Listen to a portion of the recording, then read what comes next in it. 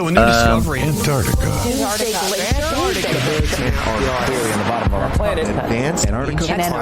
Climate crisis. Penguins. The moment you've all been waiting for, folks. This is coming from USA Today. What in the world is happening in Antarctica now? Well, USA Today is reporting, want a job counting penguins? There's an opening at this Antarctic post office. Ever wanted to work at a post office? No. Next article. Ever wanted? I mean, the people that I interact with at the post office are some of the nicest people I come across. They're on heroes. a more weekly basis or whatever it is. They have to be. They have to be. They're probably super nice. medicated. It's possible, yeah. But this I don't know. Are they anyway? Go on. Let's learn more. Yeah, Ever sure. wanted to work at a post office but didn't want to face dogs constantly barking at you? A British charity is offering the chance to deal not with paws but with flippers with a job in Antarctica. Wow, quite The the UK setup. Yeah.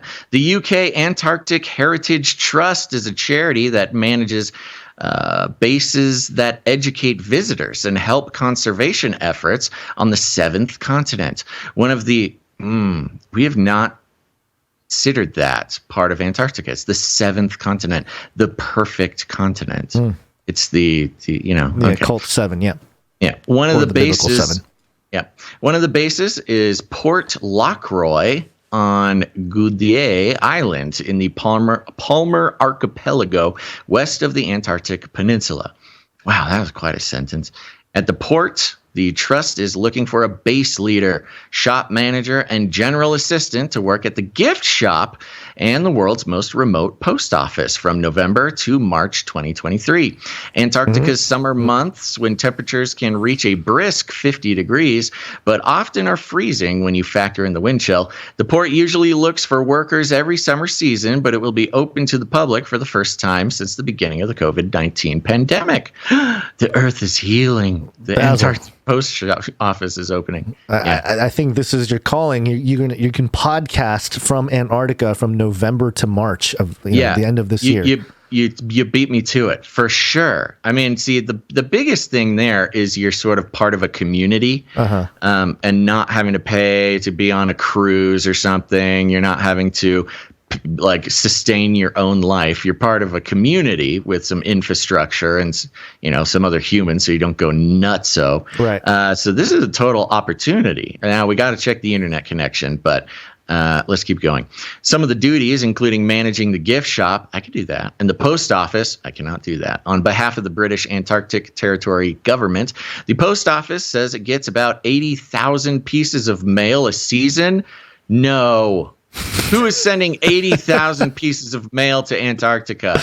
With all the important Illuminati, information. Seriously, though, that's like a hint. That's a hint that there's more going on there than just meets the eye. Melting ice from climate change. Yeah, wow. But perhaps the best task? Counting penguins. Workers have to count penguins and other wildlife for the British Antarctic Survey, and a report is due by the end of employment. According to the application, the successful candidate will need to be physically and medically able to do this job. Check. Living conditions are basic but comfortable. Check. But there is a limited power and no running water or internet access. Oh, no. Boo. Which means, quote, very minimal communication to the outside world. If you want to take a shower or use a flushing toilet, you have to hope a visiting ship will let you use one. I could probably bring some. I just got to tweet at Elon Musk so he can fly one of his Starlink satellites over there. Yeah, you can tell Elon now, hey, I want to really be a featured. I'm gonna use my Twitter platform. It's a PR, exactly. Yeah, I'm gonna use Twitter to really put a highlight to this whole thing, and I'd love it to get some internet connection. Yeah, bringing. You can brag about it. Starlink over Antarctica, so he can tweet. Oh, here's how it is. Hey, Elon, I'm a expert in Antarctica. Here's my references, and we'll send him 100 episodes of this show. And then I got to go work at the post office down here, but I need the internet to continue my important scientific research. Can you send down a Starlink, please? By the way, there's Ukrainians here, so he can use it as a Ukrainian PR opportunity. And also, I will promise to keep his secret about his secret, UFO research facility in Antarctica. As daunting as the job may seem, Lauren Elliott, a postmaster who worked there from 2019 to 2020, told BBC it is, quote, the most magical place in the world, even if it meant cleaning up lots of penguin poo. Why? Why would you have to do that? They break into the building and ruffle some feathers and leave you little presents. Quote, I'm not going this year, but to anyone who's considering it, pack up your bags and go, Elliot said. Our team still talks today, and you'll make friends for life. For those interested, the application can be found here. Don't mind if I do. I'm looking with at the deadline. Sorry, I'm looking at this picture of apply to join our Port Lockery team, It's got the picture of the penguins kind of around a little series of cases or something on a sled. And the front box, 33. Oh. You see it? Wow, they're signaling us, Gonz. You see it? I do now. Yep, over on the right-hand side there. Or the left. Or left, yeah. Left side. Your other right, yeah. Yeah, the penguin's right. The penguin's right, yeah. Yeah, what a fun little signal that they're sending there. All right, I guess I have to apply. You know what will really, if I just put in an application and do get chosen, probably out of the tens of thousands of people who will send in an application, will know that the Illuminati is has plans for me down there. With the deadline. Speaking of scapegoat and penguin poo, we got some plans for this man. You know what? They probably would accept my application because I wouldn't be able to do the podcast. It would be actually very smart of them. That's true.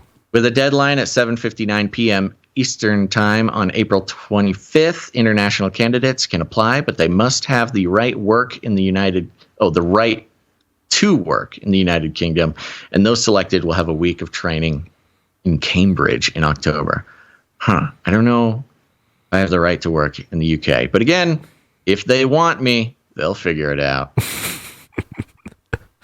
I just like the idea of... It's a good opportunity. Yeah, I was going to say, I think the idea of you being down there, even if we can't, we've got to figure it out. There's got to be a way to communicate. Yeah, well, here's the thing. I'm not going to go down there. Here's the thing. I'm not going to go down. Let me say it one more time. Here's the thing. I will not go down there and work in the post office. I don't think it would work. But... You can go down there and give us a report. dear listener, you dear UK listener, whoever you are, you have right to work in the UK. You know who you are.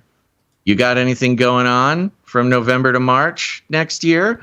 Probably not. I mean, maybe you do, but you can change your plans. If we had a mole on the inside, go send us some boots on the ground reports. They would go down in the world history or the world record book. We couldn't get Guinness. Yeah, couldn't get Guinness.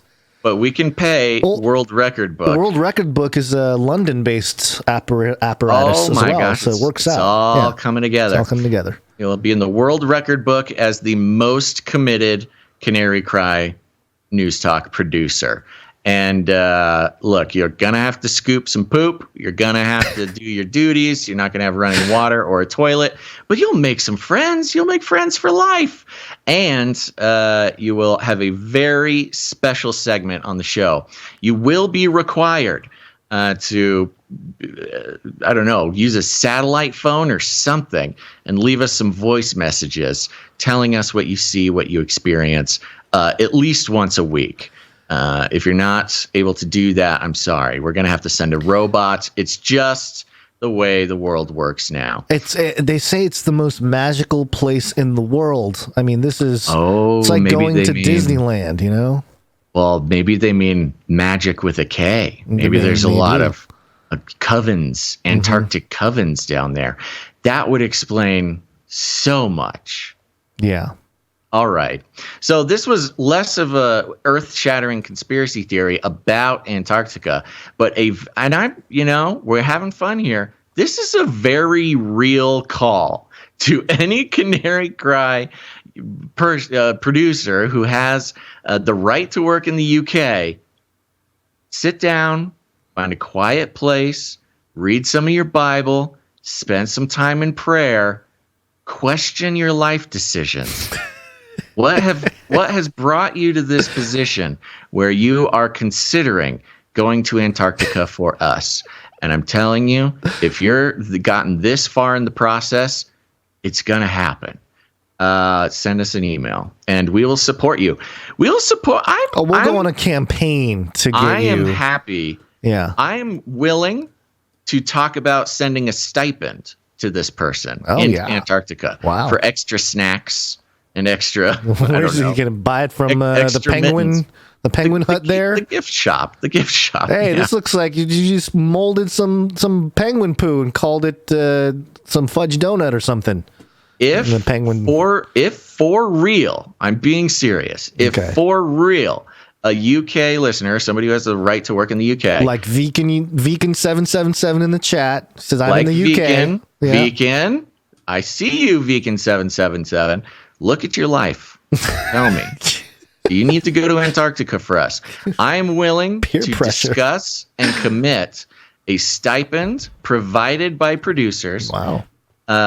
And it'll be a special thing, you'll put in your note, like this is for the Antarctica research trip or whatever. We will commit money to you every month if you follow through with the requests that we have.